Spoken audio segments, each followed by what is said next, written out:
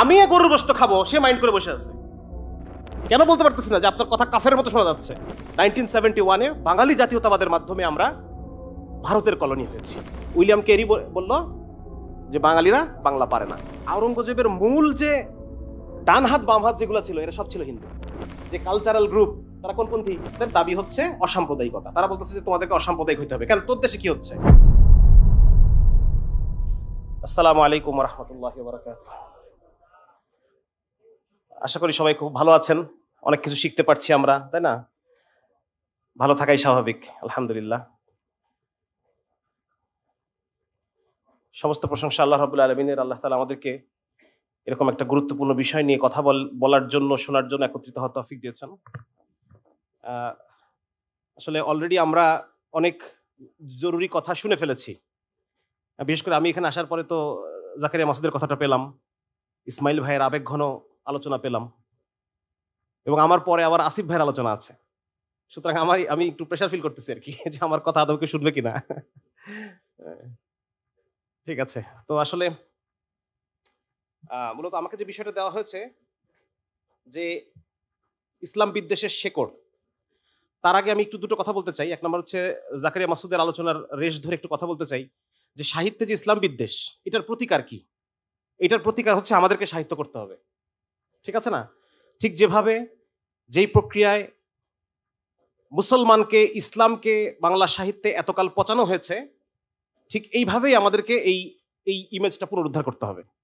এটা বিভিন্ন বিভিন্ন জায়গায় আমি আগে বলতাম যে আসলে আমরা আমাদের সাহিত্য যখন আমরা করি, দেখা যাচ্ছে যে আহ, দেখা যাচ্ছে জাফর ইকবাল তার একটা ক্যারেক্টারে রাখছে এরকম যে যে ভিলেন, সে ভিলেনটা তার এখানে সিজদার দাগ, ঠিক আছে না? একটা বাবা তার বাচ্চাকে খুব প্রহার করে, এই চেটাকে খুব সুন্দর করে সে চিত্রায়ন করেছে এবং সে দেখাচ্ছে যে বাবা 5 ওয়াক্ত নামাজ পড়ে।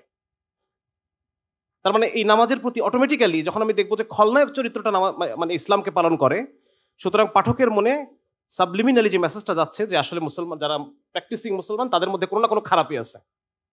এটা আমরা ফেসবুকেও দেখি। অধুনা মানে যে সমস্ত ফেসবুক লেখকরা খুব বেশ ভালো সাহিত্য করেন তাদের মধ্যে আমরা এটা দেখি যে যারা প্র্যাকটিসিং মুসলমান তারা আসলে খারাপ, আর যারা নন প্র্যাকটিসিং মাঝে মধ্যে কাউকে দান করে, কাউকে সাদাকা করে, ঠিক আছে না, কোনো ছোট একটা বাচ্চাকে কোনো উপকার করলো, এই সমস্ত নেসারত দাদারা তারা বেশি ভালো। আমরা এগুলো দেখতে পাই, তাই না? যে প্র্যাকটিসিংরা খুব খারাপ, প্র্যাকটিসিংদের মধ্যে বহু ধরনের হিপোক্রেসি আছে, কিন্তু যারা নন প্র্যাকটিসিং এরাই আল্লাহর কাছে কবুল হয়ে যাবে, এরকম একটা ভাইব তৈরি করা হয়। এটাও এক ধরনের ইসলাম বিদ্বেষ। এটা হয়তো আমরা আলোচনা করবো যে কিভাবে আমাদের যারা আমরা ইসলামপন্থী তারা কিভাবে ইসলাম বিদ্বেষটাকে ইন্টারনালাইজ করে, নিজেদের মধ্যে নিয়ে এটাকে প্রকাশ করে বিভিন্ন সময়। এটা নিয়ে হয়তো আমি শেষে একটা পয়েন্ট আলোচনা করব। বাকি আমাদের এখন করণীয় হচ্ছে আমাদেরকেও লেখালেখি করতে হবে, এবং এইভাবে লেখালেখি করতে হবে যেখানে যে দেখা যাচ্ছে গোয়েন্দা কাহিনীর যে মেইন ক্যারেক্টার, যে প্রধান গোয়েন্দা, সে বলছে ঠিক আছে একটু পর্যন্ত থাক, বাকিটা আমরা নামাজ পড়ে এসে আলোচনা করব। হ্যাঁ, সে বলছে যে নামাজ পড়লে পরে মাথাটা একটু ক্লিয়ার হবে আর একটু খুলবে, তখন আমরা বাকিটা আলোচনা করব। এরকম করে সে একটা সফটলি আমরা ইসলামকে, ইসলামের কথা না বলেও ইসলামের বিষয়গুলোকে আমরা পুশ করতে পারি। তো এই যে সাহিত্যের ইসলাম বিদ্বেষটা কাটানোর উপায়টা আমার কাছে এরকমটা মনে হয়, বাকি আপনারা যারা যেটা ভালো মনে করেন। আচ্ছা, আরেকটা গুরুত্বপূর্ণ বিষয় হচ্ছে আমরা কিছু জায়গায় আমাদের মূল টার্ম থেকে দূরে সরে যাচ্ছি। যেমন ইসলামোফোবিয়া, এটা নিয়ে আমরা খুব বেশি আলোচনা করতেছি যারা আমরা ইসলামকে ধারণ করার চেষ্টা করি, বা তৌহিদি জনতা আমরা যারা, আমি নিজেকে মনে করি, সো যারা নিজেদেরকে মনে করি, তো ইসলামোফোবিয়া বা ইসলাম বিদ্বেষ এই কথাগুলো আমরা বলি। ইসলাম বিদ্বেষ কি আসলে? এটাকে কি বলে? আমাদের আমাদের ইসলামী টার্মে এটাকে কি বলে? কুফর বলে। এই কথাটা আমরা জোরে বলতে পারতেছি না আমরা। আমাকে বলতে হবে যে আপনি কুফর, আপনি যেটা বলছেন এটা কুফর। এই কথাটা আমাকে মুখের উপর বলতে পারতে হবে। আমরা বিভিন্ন জায়গায় কমেন্টে এইসব জায়গায় ওদের বলে বসি যে আপনি ইসলামোফোবিক, আপনি ইসলাম বিদ্বেষী, ইসলাম বিরোধী। What is this? আমি কেন বলতে পারতেছি না যে আপনার কথা কাফের মতো শোনা যাচ্ছে? What you are uttering is কুফর। কেন আমরা বলতে পারতেছি না যে আপনি যেটা বলতেছেন এটা মুনাফিকি, এটা নিফাক? সুতরাং ইসলাম বিদ্বেষ এটা আসলে কি আমাদের টার্মে এটা হচ্ছে কুফর। যদি কাফের যেটা করবে এটা তো কুফরি, আর মুসলমান নামধারী যদি এই কাজগুলো করে তাকে আমরা কি বলবো? সরাসরি আমরা এটাকে নিফাক বলতে হবে আর কি। আচ্ছা, তো আমি আমার মূল আলোচনায় চলে যাচ্ছি যে বাংলাদেশে যে ইসলাম বিদ্বেষ যেটা, এইটার শিকড়টা কি? সবার আগে আমাদের যেটা মৌলিকভাবে এটা আমরা মূল আলোচনাটা আগে করে সাইড করে রাখি, সেটা হচ্ছে যে এটা ইমান এবং কুফরের দ্বন্দ্ব। বাংলাদেশে ইসলাম বিদ্বেষের শেকড়টা কি? ইমান এবং কুফরের যে চিরন্তন দ্বন্দ্ব, এটাই মূল শিকড়, এটাই শিকড়। এখানে ইসলামের সাথে সমস্ত জাহেলিয়াতের যে মৌলিক দ্বন্দ্ব রাসূলুল্লাহ সাল্লাল্লাহু আলাইহি ওয়াসাল্লামের যুগ থেকে ধারাবাহিকভাবে চলে আসছে, এটা তার একটা অংশ, আর কিছুই না। এখন এইটার বিভিন্ন কার্যকারণগুলো থাকতে পারে, হয়তো অন্যান্য ল্যান্ডে যে বিষয়গুলো মাধ্যমে প্রকাশ পায় নাই, আমাদের এখানে সেই বিষয়গুলোর মাধ্যমে প্রকাশ পাচ্ছে, সেগুলো নিয়ে আমরা আলোচনা করব। কিন্তু মৌলিকভাবে আমাদেরকে এটা অ্যাড্রেস করতে হবে যে এটা ইমান এবং কুফরের যে চিরন্তন দ্বন্দ্ব, আল্লাহর সাথে ইবলিসের যে ঔদ্ধত্য, ইবলিসের যে চ্যালেঞ্জ, সেই চ্যালেঞ্জের ফল হচ্ছে এই সমস্ত বিষয়গুলো, তাই না? এটা আমাদেরকে, এটা হচ্ছে আমাদের মৌলিক কথা। এই কথাটা এখন আমরা সাইডে রেখে বাকি এটার প্রক্রিয়াগুলো আমি একটু আলোচনা করব। প্রথম প্রক্রিয়া হচ্ছে যে এই ভূখণ্ডে, বাংলাদেশ ভূখণ্ডে আমরা 2 দফা কলোনিয়ালিজমের শিকার। আমরা ডাবল কলোনি, 2 দফা কলোনিয়ালিজমের শিকার। প্রথম আমরা ব্রিটিশের কলোনি হয়েছি 1757 সালে, এবং তার পরবর্তীতে আমরা, এটা আপনি মানেন আর না মানেন, এটা এখন আমাদের বলতে হবে এই জিনিসগুলা, 1971-এ বাঙালি জাতীয়তাবাদের মাধ্যমে আমরা ভারতের কলোনি হয়েছি, যেটা হওয়ার কথা ছিল না। এমনকি মরহুম গোলাম আজম রহমতুল্লাহ আলাইহি, উনি এই কথা, শেখ মুজিবকে এই কথা বলছেন যে এই দেশের যে একটা অ্যালাইনমেন্ট, 1200 মাইল ফারাকে 2টা দেশ, এটা একটা সময় এমনি আলাদা হবে, কিন্তু এখন আপনি যেটা করতেছেন এভাবে করেন না, এভাবে করলে আমরা ভারতের উপনিবেশ হয়ে যাব, এভাবে এটা করেন না, এটা অন্যভাবে এমনি হবে, কিছুদিন পরে এটা এমনি হবে। এই কথাটা উনি বলেছেন শেখ মুজিবকে। তার মানে বোঝা যাচ্ছে যে আমরা 2 দফা কলোনিয়ালিজমের শিকার। প্রথম we are colonised by the Britishers, এবং এরপরে আমরা we are colonised by the Indians. এখন এখানে আমাদের একটু বুঝতে হবে যে ব্রিটিশদের ইসলামোফোবিয়া এবং ইন্ডিয়ানদের ইসলামোফোবিয়া, স্বাভাবিকভাবেই আমি খুব শর্টে কিছু জিনিস শেষ করে ফেলতেছি, এগুলো আপনারা জানেন সব। ব্রিটিশদের ইসলামোফোবিয়ার মূল জায়গাটা কোথায়? মুসলমানদের সাথে চলমান যে, প্রায় 100 বছর ধরে ওদের সাথে চলা আমাদের যে ক্রুসেড, 100 বছর তার বেশি ধরে 11টা ক্রুসেড তাদের সাথে আমাদের হয়েছে, এবং এই ক্রুসেডের কারণে যে ইউরোপের ইসলামোফোবিয়ার যে ইসলাম বিদ্বেষের একটা ডেমনস্ট্রেশন হচ্ছে আমাদের এই ব্রিটিশদের ইসলামোফোবিয়া, যেটা তারা এই ল্যান্ডে এসে করছে। এটা বোঝা খুব সহজ। এখানে ইউরোপের সাথে, খ্রিস্টান রোমের সাথে আমাদের মুসলিম খেলাফতের প্রায় 11টা ক্রুসেড হয়েছে, যেখানে একটাতে তারা জিতছে, বাকি সবগুলোতেই তারা পরাজিত হয়েছে। তো এই জায়গা থেকে ইউরোপে ইসলামের যে ইমেজ তৈরি হয়েছে, এটা নিয়ে আলোচনা করতে গেলে ভিন্ন একটা আলোচনা, যে ইউরোপে আসলে এখানে একজন স্কলার লিখছিলেন এভাবে যে রাসূলুল্লাহ সাল্লাল্লাহু আলাইহি ওয়াসাল্লামের উপরে 60,000 বই ইউরোপে রচিত হয়েছে, যার প্রত্যেকটাই তার ক্যারেক্টার অ্যাসাসিনেশন করে। বিভিন্ন মাত্রায় আল্লাহ রসুল সম্পর্কে তাদের ক্যারেক্টার অ্যাসাসিনেশন, সেটা নিয়ে আলোচনা করতে গেলে দীর্ঘ আলোচনা হয়ে যাবে।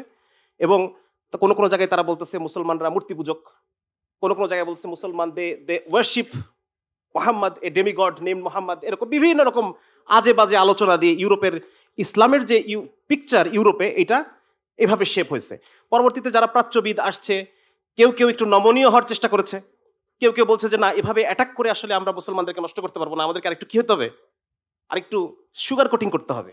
আরেকটু সুগার কোটিং করে আমরা এটাও বলবো যে হ্যাঁ, মোহাম্মদ একটা ভালো মানুষ ছিলেন, কিন্তু তিনি ডিলিউশনাল ছিলেন। কি ছিলেন? নিজেকে নবী মনে করতেন। মানে এইভাবে বিভিন্ন রকম ভাবে তারা একটু সুগার কোটিং করে এই প্রোপাগান্ডাগুলো চালিয়ে গেছে। এবং আধুনিক কালের যারা প্রাচ্যবিদ, তারা তো এই কথা বলে যে বিভিন্ন ক্যারেক্টারগুলো এগুলো মিথ, এমনকি রাসূলুল্লাহ সাল্লাল্লাহু আলাইহি ওয়াসাল্লাম নাকি মিথ, তার কোনো আসল অস্তিত্ব ছিল না। এবং এটার খণ্ডন আবার যারা প্রাচ্যবিদ তারাই করছে, এটা আমাদের করতে হয় নাই। তারা নিজেরাই বলতেছে যে না, উনি Islam is revealed in full light of history, ইতিহাসের মানে পূর্ণ আলোর মধ্যে ইসলাম বিকশিত, এখানে মিথ বলে কোনো কিছু নাই। প্রত্যেকটাই ইসলামের প্রত্যেক ব্যক্তি তারা ইতিহাসের মানে এই জমিনের বুকে তারা হেঁটেছেন, এই পৃথিবীর বুকে তারা অস্তিত্বশীল ছিলেন। তো ব্রিটিশদের যে ইসলামোফোবিয়া, তাদের যে ইসলাম বিদ্বেষ, এই ইসলাম বিদ্বেষটা তারা যখন আমাদেরকে কলোনাইজ করেছে, এটাকে তারা বিভিন্নভাবে ইমপ্লিমেন্ট করেছে, আরো আমরা সামনে আলোচনা করব। আর ব্রিটিশদের সাথে ব্রিটিশ মনাদের যে ইসলাম বিদ্বেষ, এটা আবার কানেক্টেড, ঠিক না? যারা আমরা গোলামের ফুত গোলাম নাকি, হ্যাঁ, নেটিভ, কিছু মানুষ আছে না, যখন লর্ড মেকলে যখন শিক্ষা ব্যবস্থা প্রণয়ন করলো, তখন তার উদ্দেশ্য হিসেবে কি বলেছিল সে পার্লামেন্টে? সে বলেছিল আমাদের এই শিক্ষা ব্যবস্থার উদ্দেশ্য হচ্ছে কি তৈরি করা? ইন্টারপ্রেটর তৈরি করা, যারা আহ, জনগণের সাথে শাসকদের সম্পর্ক তৈরি করবে। তারা মন মগজে, তারা চামড়ায় বাদামি হলেও তাদের মন মগজ হবে ইংরেজ। তো ঠিক সেটাই হয়েছে। মন মগজে তারা, আজকে ব্রিটিশরা আমাদেরকে শাসন করে না, কিন্তু যারা শাসন করে আমাদেরকে, তারা এই চিলড্রেন অফ মেকলে, তারা মেকলের সন্তান। হ্যাঁ, যার কারণে মেকলের মানে ব্রিটিশের যে ইসলামোফোবিয়া, সেটা তারা উত্তরাধিকার সূত্রে পাইছে নাকি? উত্তরাধিকার সূত্রে তারা এটাকে পেয়েছে এবং তারা এটাকে ডেমনস্ট্রেট করছে। আচ্ছা, আরেকটা হচ্ছে হিন্দুদের ইসলামোফোবিয়া। এটাও বোঝা খুব মানে কঠিন না। ইমান কুফরের চিরন্তন দ্বন্দ্ব, সেখান থেকে এটা হিন্দুরাও ইয়ে করে, এটাকে ইনহেরিট করে। এবং সেখানে দেখা যাচ্ছে যে যেহেতু এখানে আসার পরে মুসলমানরা শাসক এবং হিন্দুরা যেহেতু শাসিত, তো সেই জায়গাটা থেকে তাদের মনের মধ্যে একটা ক্ষোভ আছে। তারা বারবার চেষ্টা করেছে আবার পাওয়ারটা গেইন করার জন্য। আমরা জানি যে সুলতানি আমলে রাজা গণেশ, হ্যাঁ, আবার সেই পাওয়ারকে তার ক্যাপচার করেছে। পরবর্তীতে আল্লাহ রাব্বুল আলামিন গণেশের ছেলেকে হেদায়েত দিয়ে দিয়েছেন। গণেশের যে ছেলে, তাকে হেদায়েত দিয়ে আবার মুসলমানদের হাতে ক্ষমতা দিয়ে দিয়েছেন। তো এই বিষয়গুলো আমরা জানি যে এই যে পাওয়ার স্ট্রাগল, এটার মধ্য দিয়ে তো কিছুটা এমনি তো ইমান কুফরটা বাদ দিয়ে যদি আমি রেখে দেই, তারপরও এটার মাধ্যমে তাদের ইসলামের প্রতি তাদের যে ভুল ধারণা এবং ইসলামের প্রতি তাদের যে আতঙ্ক বা বিদ্বেষ, সেই বিদ্বেষটা তৈরি হয়েছে। এবং একই সাথে আমি একটু আগেই বলেছি যে হিন্দু মনা কিছু আছে। ব্রিটিশের ইসলাম বিদ্বেষ, ব্রিটিশ মনাদের ইসলাম বিদ্বেষ, হিন্দুদের ইসলাম বিদ্বেষ, হিন্দু মনা যারা আছে, হ্যাঁ, বাঙালি জাতীয়তাবাদ যে সাবস্ক্রাইব করবে তার মধ্যে ইসলাম বিদ্বেষ আসবে। বাঙালি জাতীয়তাবাদ, এটা এটা একজন সাবঅল্টার্ন স্টাডিজ এর একজন স্কলার অসীম রায়, উনি দেখিয়েছেন এটা প্রমাণ করে যে বাঙালি জাতীয়তাবাদ এটা আসলে হিন্দু জাতীয়তাবাদ। হিন্দু জাতীয়বাদের যে হিন্দু রিভাইভালিজম, এটা নিয়ে আমি হয়তো সামনে সময় পেলে কিছুক্ষণ আলোচনা করবো ইনশাআল্লাহ। এটা আমাদের আরো বুঝতে সহজ হবে কিভাবে এই জিনিসগুলো তৈরি হলো। তাহলে আমরা এই জিনিসটা বুঝতে পারলাম। এখন আমরা দেখি যে যখন 1757 সালে ব্রিটিশ এদেশে আসলো, এদেশে আসার পরে তারা প্রথমে, আমরা যে ইতিহাসগুলো জানি, তারা দেওয়ানি অর্জন করলো। দেওয়ানি অর্জন করার ফলে সেই সময় মুর্শিদ কুলি খানের সময় থেকেই ইভেন মোগল পিরিয়ডেও হিন্দুরা শিক্ষা দীক্ষায় বেশ এগিয়ে ছিল। এবং হিন্দুরা যারা বিশেষ করে উচ্চবর্ণ হিন্দু যারা, তারা মুসলমানরা সামলাইতো হচ্ছে সামরিক দিকগুলো এবং শাসনের দিকগুলা, আর ভূমি ব্যবস্থাপনা এবং অর্থনীতির সমস্ত বিষয়গুলোতে হিন্দুরা একচেটিয়া প্রাধান্য লাভ করছে। এবং বিশেষ করে মুর্শিদ কুলি খানের সময় থেকেই এই জায়গাগুলো একদম মানে পুরোটাই হিন্দুরা দেখতো। উচ্চবর্ণের হিন্দু যারা ছিল তারা এগুলো দেখতো। তো ব্রিটিশরা যখন এদেশে এসে দেওয়ানি লাভ করলো, মানে রাজস্ব আদায় করার যে ইয়েগুলো, তখন তারা স্বাভাবিকভাবে সহযোগী হিসেবে কাদেরকে পেল? কাদেরকে পাবে? হ্যাঁ, তাদেরকে পাবে, যেহেতু তারা জমি জমাগুলো সামলাইতো। এটাকে বলা হতো কানুনগো বিভাগ। হ্যাঁ, কানুনগো বিভাগের পুরা দিকটাই ওরা দেখতো, বিভিন্ন মুসলিম জমিদারদের বিষয়গুলো ওরা দেখতো। তো যার কারণে ওরা এটা তাদের ফুল সাপোর্ট পেয়ে গেল এবং তারা সহযোগী হিসেবে, ব্রিটিশরা যখন বিভিন্ন এজেন্সি হাউস নির্মাণ করলো, সেখানে হিন্দুরা চাকরি করলো। এবং স্বাভাবিকভাবেই মুসলমানরা কিন্তু যেহেতু তারা পাওয়ারে ছিল, ব্রিটিশ তাদেরকে সরাই দিছে, তারা চাকরিচ্যুত হয়ে গেছে, তাদের সেনাবাহিনী ডিসমেন্টাল হয়ে গেছে, সেনাবাহিনীর চাকরি হারাই ফেলছে তারা।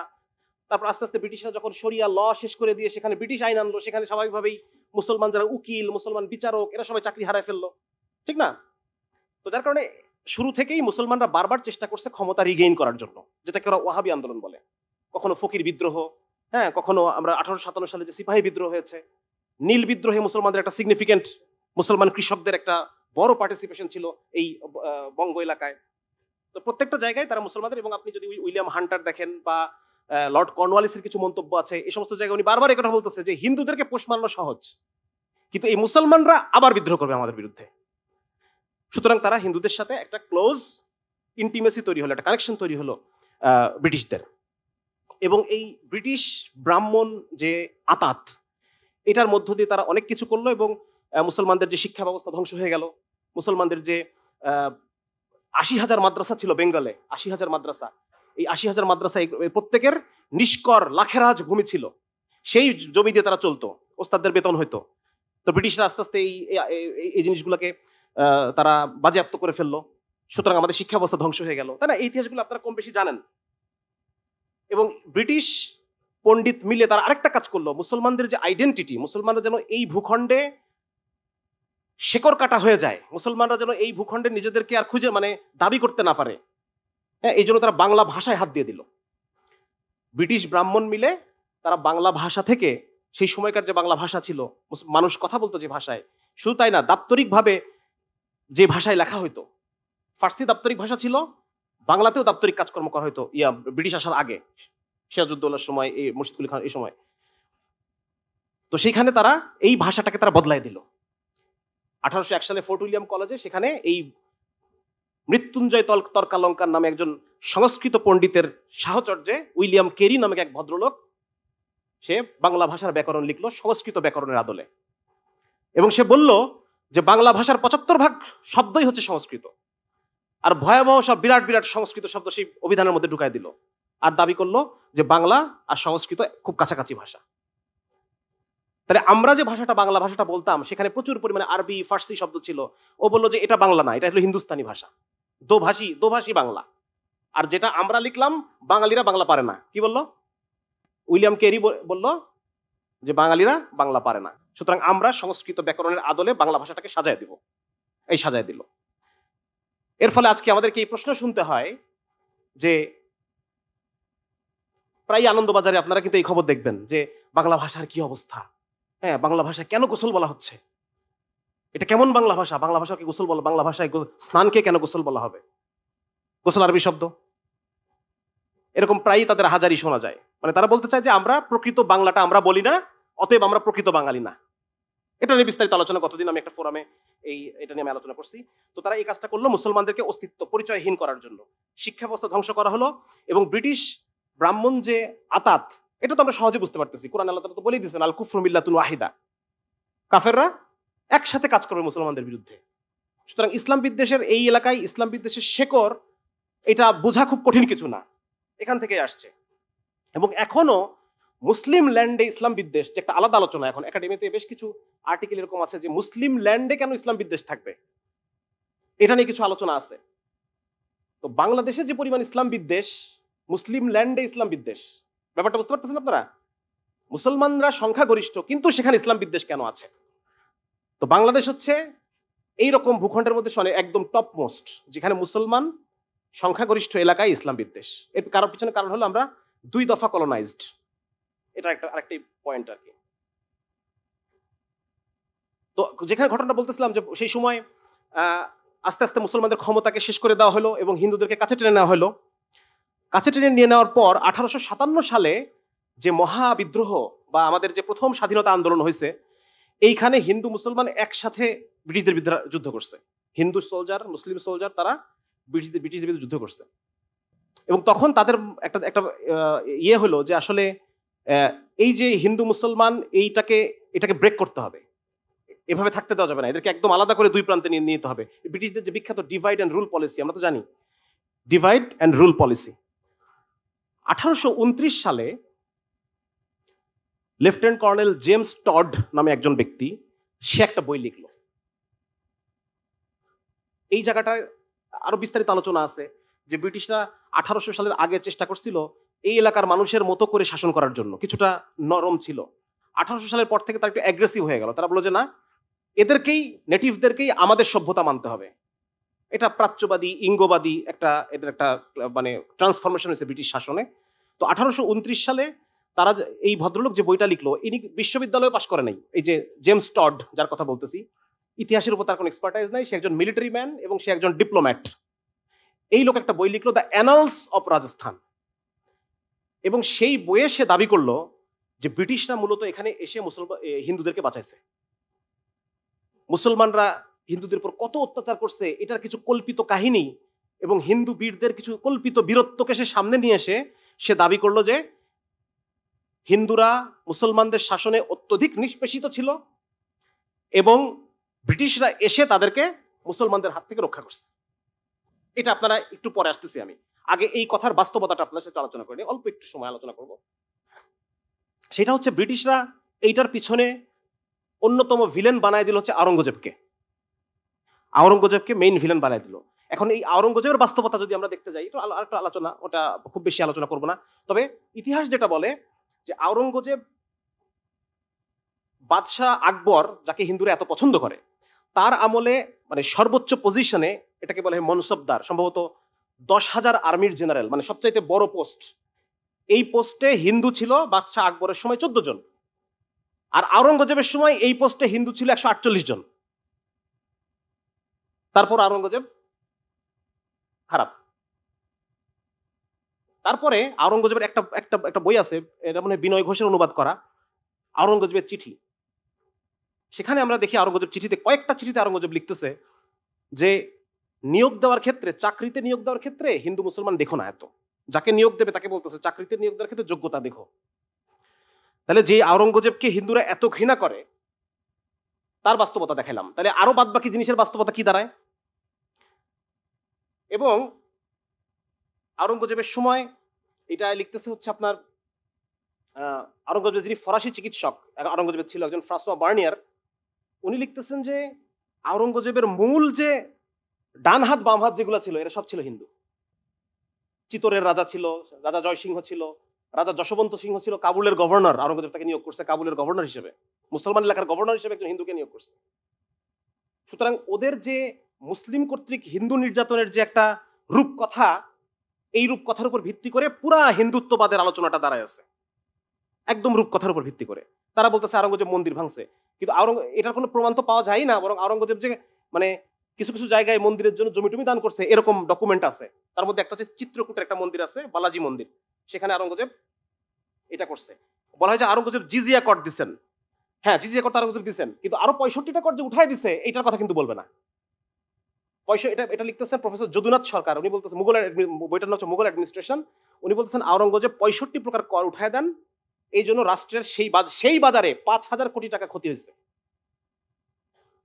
আর যেহেতু আওরঙ্গজেব ইসলামিক মাইন্ডেড ছিলেন, হ্যাঁ আলেম ওলামা ঘেঁষা মানুষ ছিলেন, যার কারণে ইসলামের যে বিধান জিজিয়া কর সেই করটা আরোপ করা হয়েছে। তার আমলের প্রথম 16 বছর ধরে 65 প্রকার মতান্তরে 80 প্রকার ট্যাক্স উঠায় হিন্দুদের উপর শুধু একটা ট্যাক্স রাখা হয়, যেটা জিজিয়া কর, ইসলাম সম্মত যে করটা। এরপর এটা হচ্ছে এই হচ্ছে মানে মুসলমানদের প্রতি হিন্দুদের যে মানে ইসলাম বিদ্বেষ, তার বাস্তবতা হচ্ছে এটা। এবং এইটা ব্রিটিশ হিন্দুত্ব তো আগে থেকে ইসলামোফোবিক তারা আছে, তার মধ্যে ব্রিটিশ আবার তাদের এটাকে একটা রাজনৈতিক রূপ দিল। কি দিল? আগে থেকে যেটা ছিল সেটাকে একটা রাজনৈতিক রূপ দেওয়া হলো। এবং এর পরবর্তীতে আমরা দেখি 1857 সালের পর থেকে সেখানে হিন্দুদের মধ্যে 3 ধরনের চিন্তার উৎপত্তি হয়। 3 ধরনের চিন্তা। এক ধরনের চিন্তা হচ্ছে মডার্নিস্ট টাইপের আর কি, হ্যাঁ সে যেমন হচ্ছে ওই ইয়ং বেঙ্গলের নাম শুনছেন আপনারা, সেখানে একজন একজন ব্রিটিশ একজন বুদ্ধিজীবী ডি রোজিও, উনি এই ইয়ং বেঙ্গল এটা উনি ইয়ে করেন। এবং সেখানে মানে আধুনিক আজকের দিনে যেরকম দেখি না আমরা মডার্ন বিভিন্ন চিন্তা চেতনা, সেকুলারিজম, হ্যাঁ লিবারালিজম, হ্যাঁ এই জিনিসগুলো তখন ওরা চর্চা করতো। এটা ছিল একটা দৃষ্টিভঙ্গি। 2 নম্বর আরেকটা দৃষ্টিভঙ্গি ছিল রিফর্মিস্ট, যেমন রামমোহন রায়, হ্যাঁ এনারা চাচ্ছিলেন যে হিন্দুদের মধ্যে একটা সংস্কার হোক। এরা একটু নাস্তিক ছিল, এরা ছিল যে এইসব ধর্ম সবই খারাপ। আর ওই রামমোহন রায়রা চাচ্ছিল যে এটা একটু সংস্কার হোক।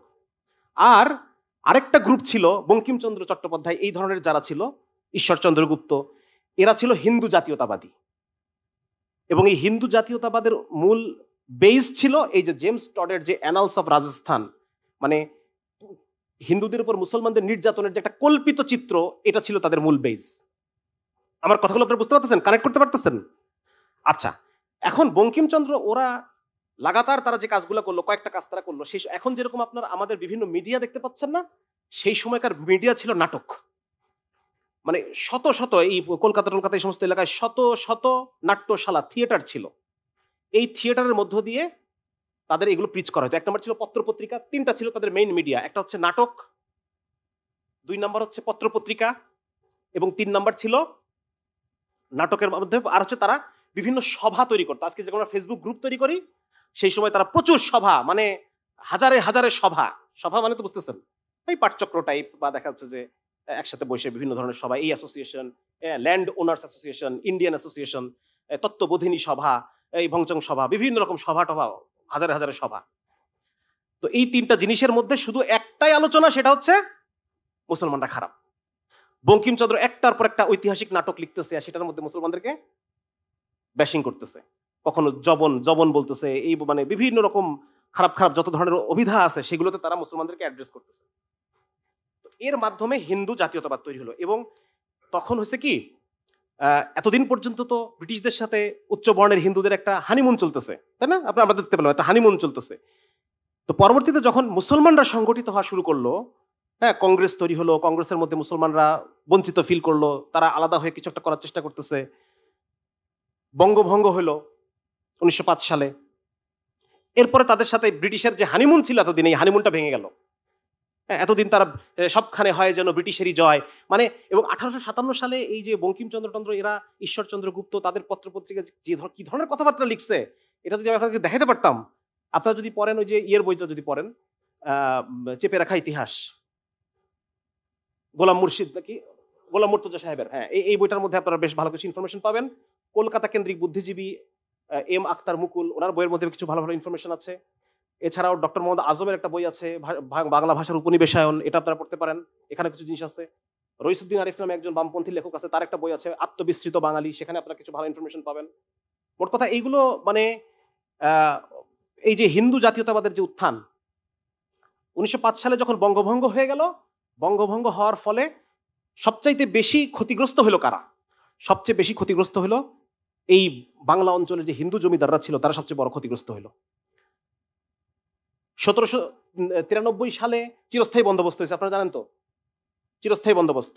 এই চিরস্থায়ী বন্দোবস্তে একটা আইন ছিল, সূর্যাস্ত আইন। সূর্যাস্ত আইনের মধ্য দিয়ে যত ঐতিহ্যবাহী মুসলমান জমিদার পরিবার ছিল, এরা সব নিঃস্ব হয়ে গেল। নিঃস্ব হয়ে গেল। আর ব্রিটিশদের সাথে যারা, যে সমস্ত হিন্দুরা ব্যবসা করে করে প্রচুর টাকা জমাইছে, টাকা ইয়ে করছে, এরা তখন এই জমিদারিগুলো কিনে নিল। যার কারণে আজকে আপনারা যদি উইকিপিডিয়া একটু দেখেন যে পূর্ববঙ্গের জমিদার বাড়িগুলো একটু যদি সার্চ দেন, দেখবেন সেখানে 334টা জমিদার বাড়ির কথা আছে। বাংলাদেশে পূর্ববঙ্গে 334টা জমিদারির কথা আছে, সেখানে তার মধ্যে মাত্র 34 জন হচ্ছে মুসলমান। তার মানে 90% জমিদারি ছিল হিন্দু, এবং এই এলাকার পপুলেশন 80% ছিল মুসলমান। তো এই হচ্ছে অবস্থা। তো যাই হোক, এখানে পরে তো যখন বঙ্গভঙ্গ হওয়ার পরে হানিমুনটা ভেঙে গেল। হানিমুনটা ভেঙে যাওয়ার পর এখন হিন্দুরা কি হয়ে গেল? সশস্ত্র হয়ে গেল। সশস্ত্র হয়ে তারা, আপনারা অনেককে সেলিব্রেট করেন, কি বলে, ক্ষুদিরাম, সূর্য সেন, প্রীতিলতা। এই যে কিছুদিন আগে যে আমাদের 24-এর অভ্যুত্থান হলো, আমি অনেক মাদ্রাসা পুরোকে দেখছি যে এদেরকে সেলিব্রেট করতেছে। মানে একটা নাম হইলেই হয় নাকি? আসলে ব্যাকগ্রাউন্ড কি, এরা কেন লড়াই করছে, এগুলো জানার দরকার নেই। এরা লড়াই করছে বঙ্গভঙ্গের জন্য। বাংলা যখন ভাগ হয়ে গেল, বাংলা এক প্রদেশ, পশ্চিমবঙ্গ আরেক প্রদেশ, বাংলার আসাম মিলে আরেক প্রদেশ। সবচেয়ে ক্ষতিগ্রস্ত হয়েছে যে যারা জমিদার ছিল এতদিন, হিন্দু জমিদাররা, যারা এখান থেকে খাজনা উঠাইতো, থাকতো কলকাতা। একজনের নাম বলেন দেখি, পারেন নাকি? আচ্ছা ঠিক আছে, আচ্ছা ঠিক আছে। থাকতো কলকাতা, এইখানে আসতো খাজনা উঠাইতে, নাকি? সবাই এরকম, মোরাললেস সবাই এরকম। তো তখন তারা দেখতেছে আমার তো এখন জমিদারি এক পাশে, আমি এক পাশে, হ্যাঁ, এখন আমাকে ওই পাশে একটা কর্মচারী রাখতে হবে, একটা সেটআপ রাখতে হবে খাজনা উঠানোর জন্য, এখানে একটা সেটআপ থাকতে হবে। এটা বিরাট, এটা হ্যাপা, তাই না? এটা প্যারা ওদের জন্য। তো এই কারণে তখন ওই সময়ে তারা স্বদেশী আন্দোলন, এই যে কি বলে, কিছুটা সন্ত্রাসবাদী আন্দোলনের দিকে চলে গেল। এই ক্ষুদিরাম যে সন্ত্রাসবাদী আন্দোলন, তারপর যে সূর্য সেন, প্রীতিলতা, এই সন্ত্রাসবাদী যে ইয়েগুলা, এর পিছনে কারণ কি? কেন মুসলমানদের আলাদা প্রদেশ হবে?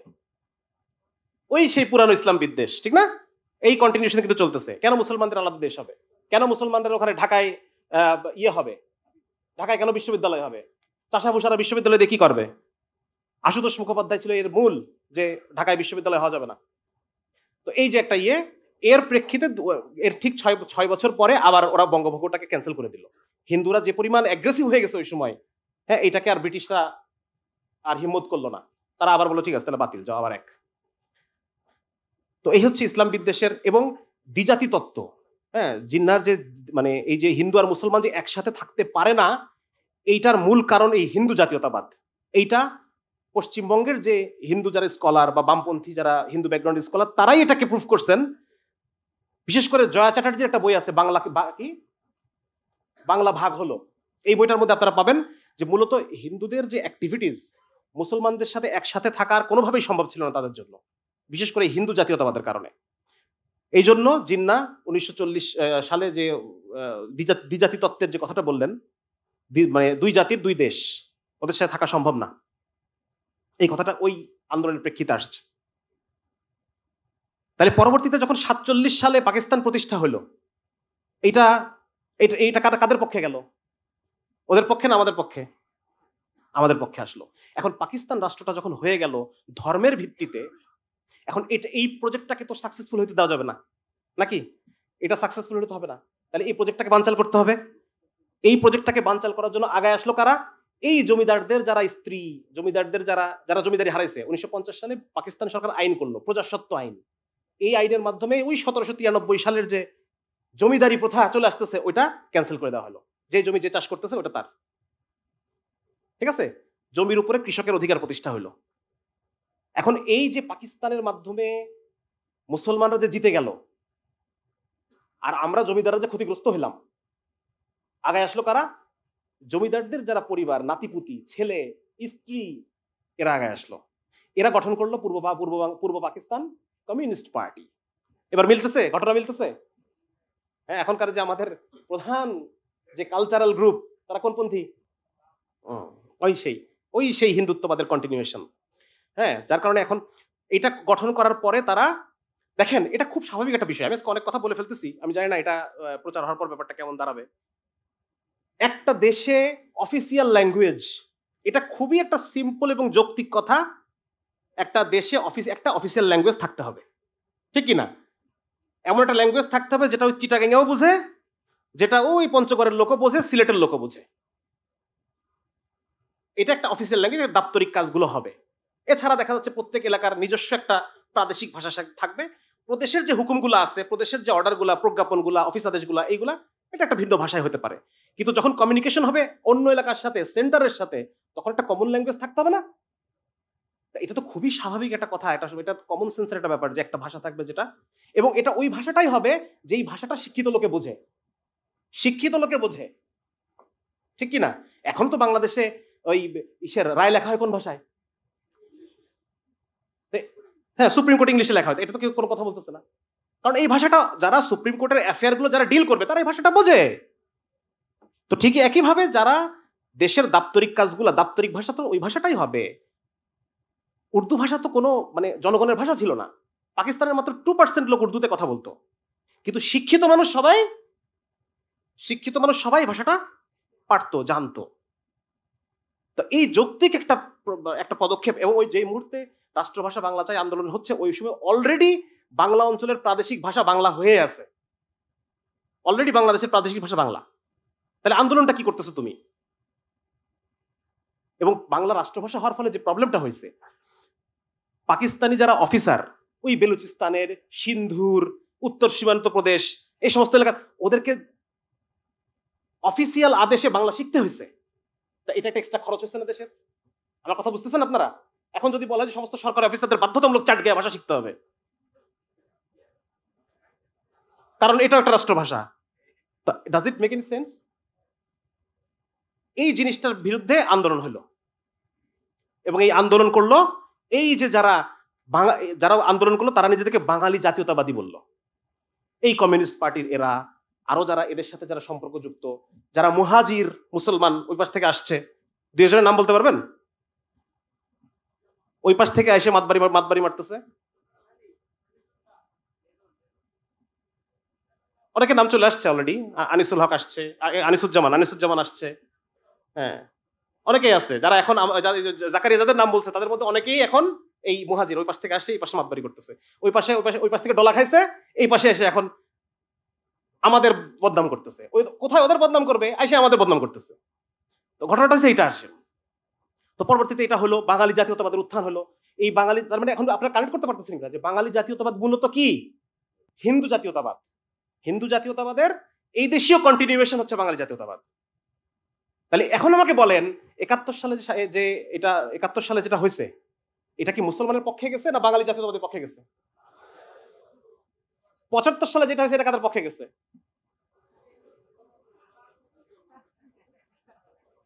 এই তো, এখন ইতিহাস বোঝা খুব সহজ। মানে জানতে পারলে ইতিহাস বোঝা খুব সহজ। আচ্ছা, তো মোটামুটি আমরা একটু আলোচনা করলাম যে আসলে মূলত শিকড়টা কোথায়, এবং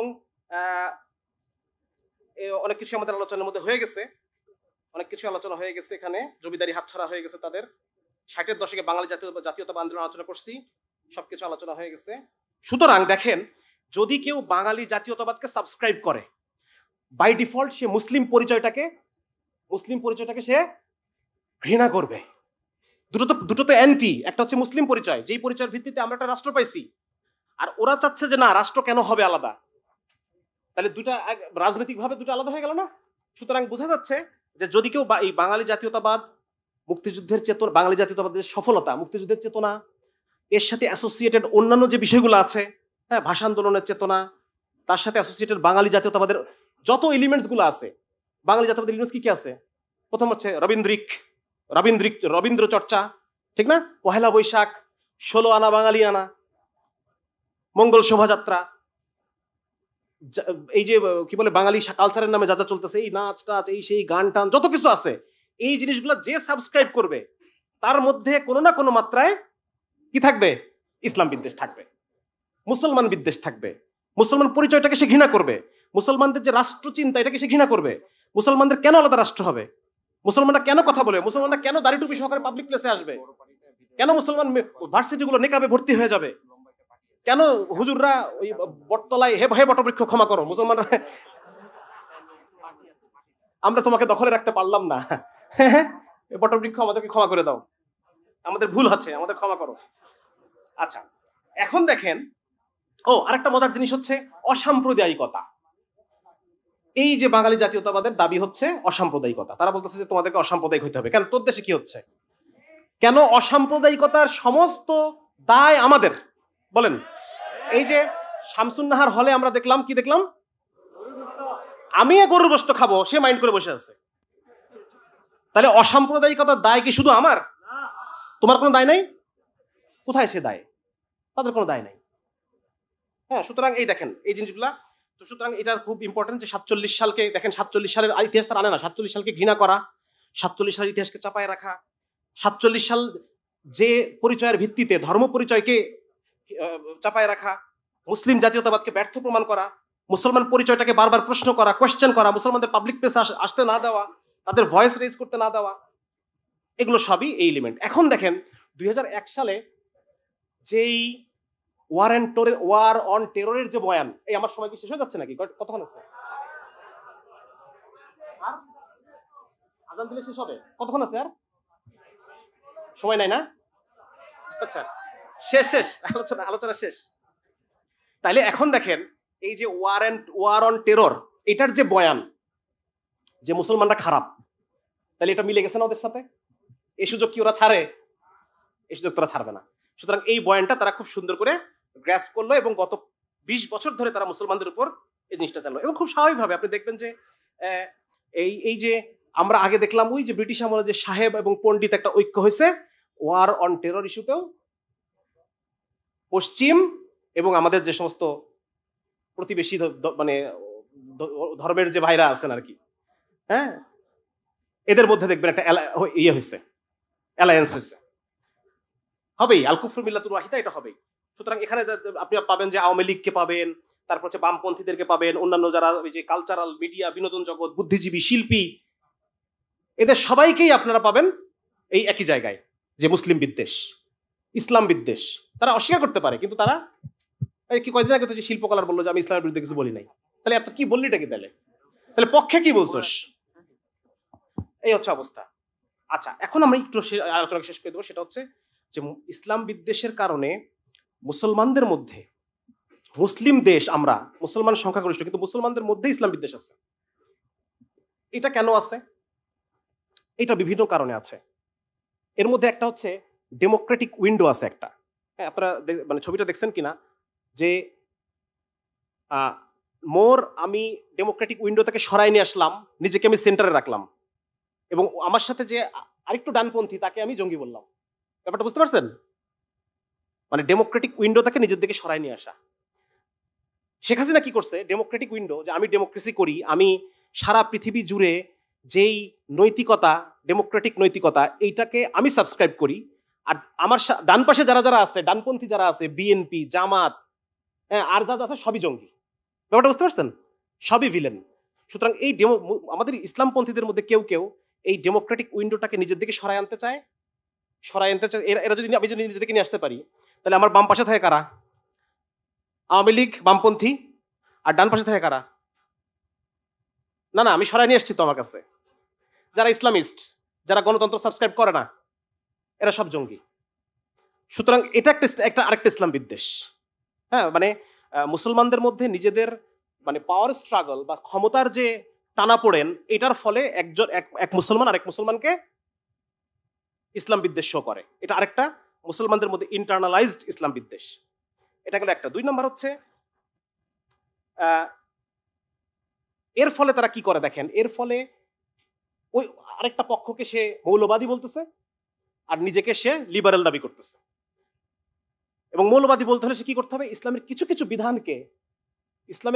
বিধানকে তার অপছন্দ করতে হবে, ঠিক না? তাহলে এটা কি ইসলাম বিদ্বেষ হয়েছে না হয় নাই? আমি যদি ইসলামের পর্দার বিধানকে অপছন্দ করি এবং আমি যদি বলি যে যারা জঙ্গি তারা মেয়েদের সহশিক্ষার বিরুদ্ধে, আমি সহশিক্ষার পক্ষে, তাহলে এটা কি হলো? মেয়েরা মুখ খোলা রাখতে পারবে কি পারবে না এটা নিয়ে ওলামায়ে কেরামের সেই সাহাবীদের যুগ থেকে বিভিন্ন দাল্লিক ভাবে বিভিন্ন আলোচনা করতেছে। তারা একটা অল্প সংখ্যক হলেও তারা এই আলোচনাটা করতেছে। কিন্তু ছেলে মেয়ে একসাথে যে ফ্রি মিক্সিং করবে না, এটার ব্যাপারে কোনো ইখতিলাফ আছে নাকি কারো? তাহলে এই যে সে ইসলামের বিভিন্ন প্রতিষ্ঠিত বিধানকে, জিহাদের মতো, তারপর হচ্ছে এই যে পর্দার বিধানের মতো আরো অন্যান্য প্রতিষ্ঠিত বিধানকে, যেগুলো পৃথিবীর যে বৈশ্বিক ওয়ার্ল্ড অর্ডারের যে নৈতিকতা সেটার সাথে অ্যালাইন করে না, সেইগুলোকে সে ঘৃণা করতেছে, সেইগুলোর প্রতি বিদ্বেষ পোষণ করতেছে, এবং যারা এটাকে অ্যাডভোকেট করে তাদেরকে সে জঙ্গি বলে ট্যাগ দিচ্ছে, যাদেরকে সে উগ্রবাদী, মৌলবাদী এগুলো বলে ট্যাগ দিচ্ছে। তো এটা আরেকটা সমস্যা আমাদের মধ্যে। হ্যাঁ, মডার্নিজমকে আঁকড়ে ধরে আদি যে ইসলাম, রাসূলুল্লাহ সাল্লাল্লাহু আলাইহি ওয়াসাল্লামের যে ইসলাম, সেই ইসলামটাকে তারা খারিজ করতেছে। মুসলমানদের বিরুদ্ধে যে ক্রুসেডের যে কন্টিনিউয়েশন, একটা সময় তো ছিল অস্ত্রের ক্রুসেড, এখন বুদ্ধিবৃত্তিক ক্রুসেড, রাইট? সো বুদ্ধিবৃত্তিক ক্রুসেডকে এইটার মধ্যে যারা এই মানে এই ভূত যাদের ঘাড়ে সওয়ার হয়েছে, ওই ওদের বুদ্ধিবৃত্তিক ক্রুসেডের শিকার যারা হয়েছে, তারা স্বাভাবিকভাবে ইসলামকে আর কি করবে না, আর ইসলামকে তার ভালো লাগবে না। হ্যাঁ, আর ইসলামকে সে পছন্দ করবে না। সুতরাং এই কেন্দ্রিক যারা লিবারাল, মুসলিমদের মধ্যে যারা নিজেকে লিবারাল পরিচয় দেয়, ফেমিনিস্ট পরিচয় দেয়, হ্যাঁ, তারা সবাই ইসলামের যে বিষয়গুলো আছে এই বিষয়গুলোকে তারা অপছন্দ করে। এখন করণীয় কি? অলরেডি রফিক ভাই কিছু কথা আলোচনা করছে।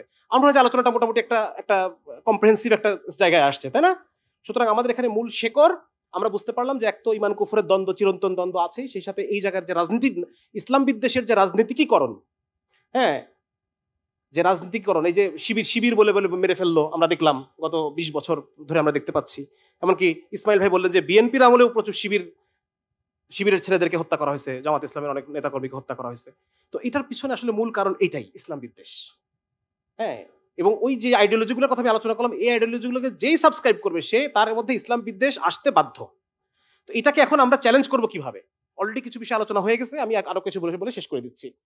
সেটা হচ্ছে 1 নাম্বার, মুসলিম আত্মপরিচয়কে আঁকড়ায় ধরা। আমি আপনাদেরকে আবার বলতেছি, ইসলাম হচ্ছে এই এলাকার রাজনীতি, ইসলামী রাজনীতি। সুতরাং আপনি যদি এটা করতে চান, আপনি এটাকে পুরো সাবস্ক্রাইব করেন। অর্ধেক নিলাম, কিছু নিলাম, বাকিগুলোকে একটা মডার্নিস্ট জায়গায় আসলাম, মডারেট জায়গায় আসলাম না। আপনি যদি মানুষকে আসলেই চান মানুষের সাপোর্ট নিতে, এই ভূখণ্ডের মূল পলিটিক্সটা হচ্ছে ইসলাম। এজন্য অনেকে বলে যে গরুর মাংস শুধু একটা খাবার না, it's a part of politics. হ্যাঁ, এটা পলিটিক্স মানে মুসলমানদের তো, আমাদের তো মুসলমানদের কি পুরোটাই আমাদের আমাদের ইসলাম তো পুরোটাই কি, পুরোটাই রাজনীতি।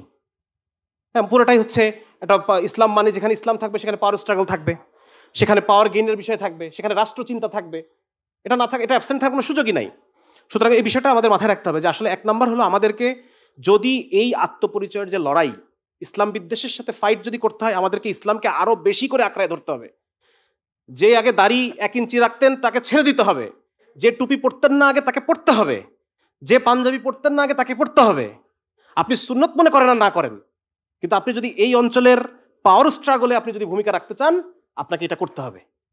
একটা ঘটনা বলি আপনাকে, আনোয়ার শাহ কাশ্মীরি রাহিমাহুল্লাহ, উলামায়ে দেওবন্দের মধ্যে সবচাইতে মানে হাদিসের বিষয়ে বা ইসের বিষয়ে অনেক বেশি কঠোরতা অবলম্বন করতেন উনি। হ্যাঁ, অনেক বেশি কঠোর ছিলেন সেই সমস্ত ইমান আকিদাগত বিষয়গুলোতে। উনি একটা জেলায় গেলেন, একটা জায়গায় যে উনি দেখলেন একটা গ্রামের মধ্যে মানুষ মানে দিন ধর্মের তো কোনো কিছুই নাই, কানফুটা করে, হিন্দুদের মতো নাম রাখে, কিন্তু একটাই প্র্যাকটিস তারা করে, আশুরার সময় তারা একটা তাজিয়া মিছিল করে, এইটাকে তারা ইসলাম মনে করে। তখন উনি ওনাদেরকে বললেন, ওইখানে তো দাওয়াতি কাজ করা সম্ভব না, ইমিডিয়েট তো অত কিছু করার পরিবর্তনকে আনা সম্ভব। উনি তাদেরকে বললেন, তোমরা এই কাজটা ছাড়ো না। তার মানে কি উনি তাজিয়া মিছিলকে অ্যাডভোকেট করলেন? উনি বললেন, উনি যেটা বুঝছেন যে এই একটা সুতার উপরেই টিকে আছে ওদের ইমান আকিদা, এই একটা সুতার উপরে, এটাকে যদি সরাই দেয় এরা পুরোটাই হিন্দু হয়ে যাবে। বুঝতে পারছেন আমার কথা? সুতরাং এই এলাকায় আমি এটা বলতে চাচ্ছি, এর উদাহরণটা আমি এই জন্য টানলাম, ইসলামের যত চিহ্ন, ইসলামের যত, সেটা যে সবসময় সুন্নতি হতে হবে এটা জরুরি না, যত ধরনের চিহ্ন ইসলামের আছে এই চিহ্নগুলোকে আপনায় নেন, এই চিহ্নগুলোকে আঁকড়ায় ধরেন এবং ফিল্ডে আমাদেরকে অ্যাক্টিভিটি করতে হবে। আজকে যে এমসানের আজকে আত্মপ্রকাশমূলক অনুষ্ঠান নাকি, এবং এমসানের উদ্দেশ্য হচ্ছে এটা, আমরা ইসলামকে মেইন স্ট্রিমিং করতে চাই। ইসলামকে মসজিদ মাদ্রাসা থেকে বের করে এনে মানুষের দরজায় মুসলমান দাঁড়ায় আছে, দাড়ি টুপিওয়ালা ছেলেটা দাঁড়ায় আছে মানুষের দরজায়, এই জায়গায় আমরা ইসলামকে নিতে চাই।